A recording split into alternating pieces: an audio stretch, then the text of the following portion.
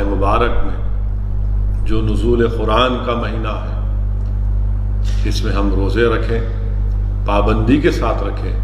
اگر میرے کوئی غیور نوجوان ساتھی کسی بنا پر یا اپنی ان سے غلطی ہوئی روزے نہیں رکھ سکے ہیں، میری آپ سے گزارش ہے کہ فوراً جو رمضان کے ابھی دن باقی ہیں اس کی قدر کرو میرے عزت دار بھائیوں اور بہنوں، اور فوراً آج ہی سے یہ نیت کرو کہ میں رمضان میں روزے رکھوں گا اور اس کی قدر کروں گا، کیونکہ یاد رکھیے میں نے پہلے بھی کہا تھا، آج بھی آپ کے سامنے عرض کر رہا ہوں کہ حدیث شریف میں آیا کہ اللہ کے رسول صلی اللہ علیہ وسلم نے فرمایا کہ اس ماہ مبارک میں جہنم کے دروازوں کو بند کر دیا جاتا ہے، شیاطین کو جکڑ دیا جاتا ہے، جنت کے دروازوں کو کھول دیا جاتا ہے، اور اس ماہ مبارک کی ہر رات کو، ہر شب میں اللہ سبحانہ و تعالیٰ اپنی شان کے مطابق یہ آوازیں آتی ہیں آسمانوں سے کہ ہے کوئی شخص جو اللہ کو راضی کرنا چاہتا ہے کوئی شخص جو اللہ کو راضی کرنا چاہتا ہے، کوئی شخص جو اپنے گناہوں سے توبہ کرنا چاہتا ہے۔ میرے عزیز دوستوں اور بزرگوں، آج اللہ کی رحمت ہم کو تلاش کر رہی ہے، اسی لیے میری آپ سے گزارش ہے کہ اس ماہ مبارک کی قدر کریے۔ نہیں معلوم یہ زندگی کا چراغ کب گل ہو جائے، ہمارے زندگی کب ختم ہونے والی ہے صرف اللہ جانتا ہے، مگر یقیناً زندگی کا خاتمہ ہوگا، اور ضرورت اس بات کی ہے کہ ہم اپنے گناہوں سے توبہ کریں، اپنے اعمال میں نیکیوں کا اضافہ کریں۔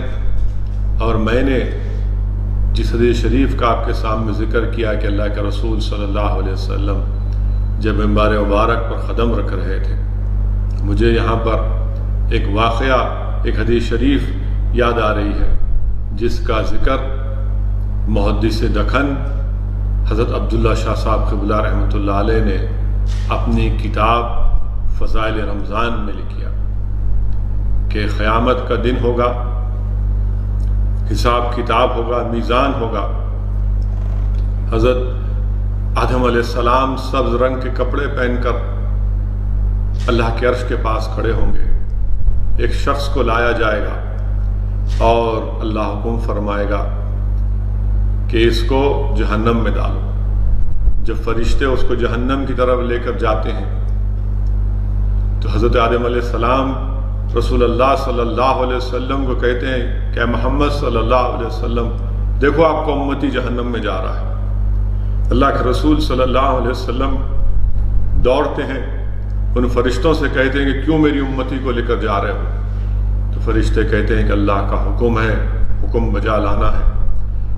اللہ کے رسول صلی اللہ علیہ وسلم رحمۃ اللہ علیہ اللہ کی عرش کی طرف دیکھ کر عرض کرتے ہیں، یا اللہ تو نے جو مجھ سے وعدہ کیا اس کو پورا کر دے۔ اللہ سبحانہ و تعالیٰ فرشتوں کو حکم فرمائے گا کہ محمد صلی اللہ علیہ وسلم نے جو کہا اس حکم کو بجا لاؤ۔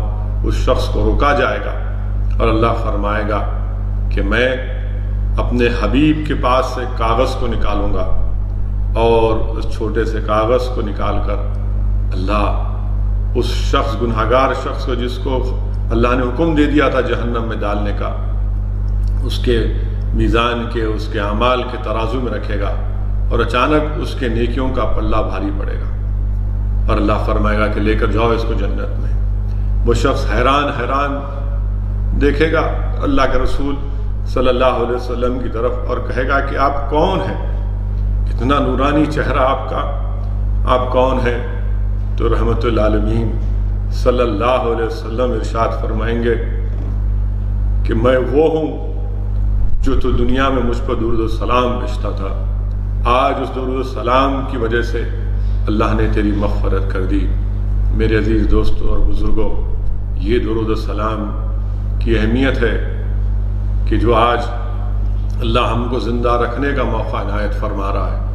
ہم کثرت سے روزے رکھیں، قرآن کریم کی تلاوت کریں، اپنے ماں باپ کو راضی کریں، ان کو اف تک نہ کہیں۔ حدیث شریف میں آیا کہ ایک شخص کے اعمال اس کے میزان میں، ترازو میں برابر ہو جائیں گے، اچانک اس کے گناہوں میں اضافہ ہو جائے گا۔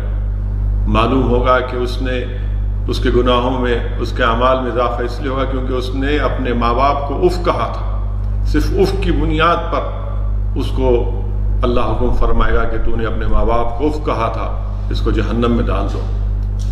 جب اس شخص کو لے کر جایا جائے گا تو اس کا بیٹا کہے گا میں بھی جہنم میں جا رہا ہوں، میری نیکیاں میرے باپ کو دے دو، میری نیکیاں میرے والد کو دے دو۔ عورت یہ کہے گا تو اللہ سبحانہ و تعالیٰ کی رحمت جوش میں آئے گی۔ اللہ کہے گا کہ جب آج تم میری رحمت سے امید کر رہے ہو تو اللہ سبحانہ و تعالیٰ ان کو معاف کر دے گا۔ میرے عزیز دوستوں اور بزرگوں، میری عزت دار ماں اور بہنوں، حضرت عبداللہ شاہ صاحب قبلہ رحمۃ اللہ علیہ اپنی اس کتاب میں لکھتے ہیں، حضرت موسیٰ علیہ السلام سے اللہ فرمائے گا کہ اے موسیٰ، میں ایک آنے والی قوم کو، ایک امت کو 2 اندھیرے دوں گا اور 2 روشنیاں دوں گا۔ حضرت موسیٰ علیہ السلام پوچھیں گے اللہ 2 اندھیرے کون سے ہیں؟ تو اللہ سبحانہ تعالیٰ فرمائے گا 2 اندھیرے، ایک خبر کا اندھیرا ہوگا اور ایک جس دن حساب کتاب ہوگا وہ اندھیرا ہوگا۔ اور ان 2 اندھیروں کو دور کرنے کے لیے اللہ حضرت موسیٰ سے کہا کہ میں ان کو قرآن دوں گا اور ان کو رمضان دوں گا۔ حضرت موسیٰ عرض کریں یا اللہ تو مجھے اس میں کیوں نہیں پیدا کر دیتا؟ تو اللہ فرمائے کہ نہیں موسیٰ علیہ السلام سے اللہ عرض کرے گا کہ وہ بہت بعد میں آنے والی امت ہے۔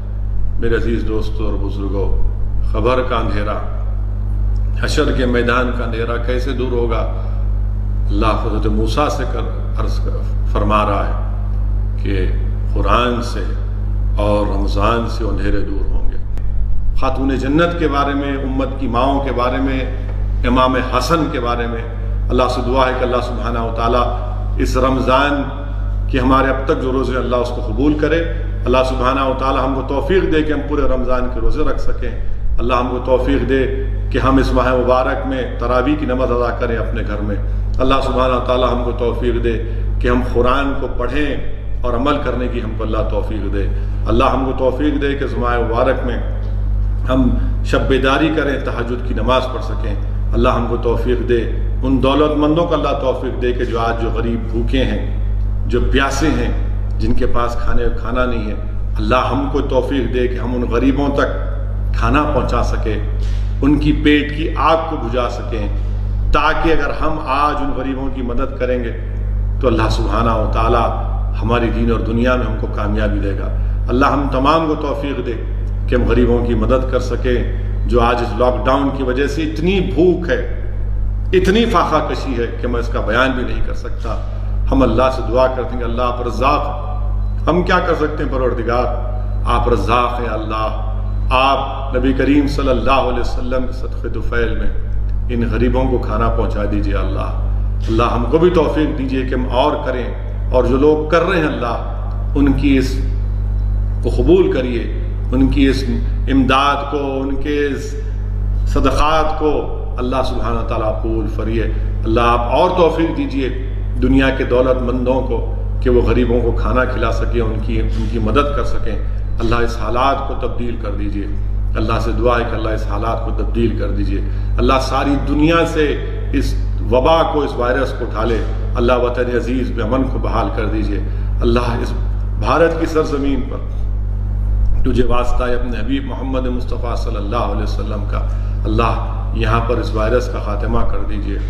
اللہ یہاں پر امن کی فضاؤں کو اور مضبوط کر دیجئے۔ اللہ نفرتوں کے اس طوفان کا خاتمہ کر دیجئے۔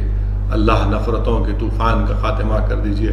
پروردگار جس طرح آپ نے شیاطین کو زنجیروں میں جکڑ دیا، اللہ ابو جہل، ابو لہب، وقت کے نمرود اور فرعونوں کو بھی اللہ ان کو کمزور کر دیجئے، ان کو ختم کر دیجئے۔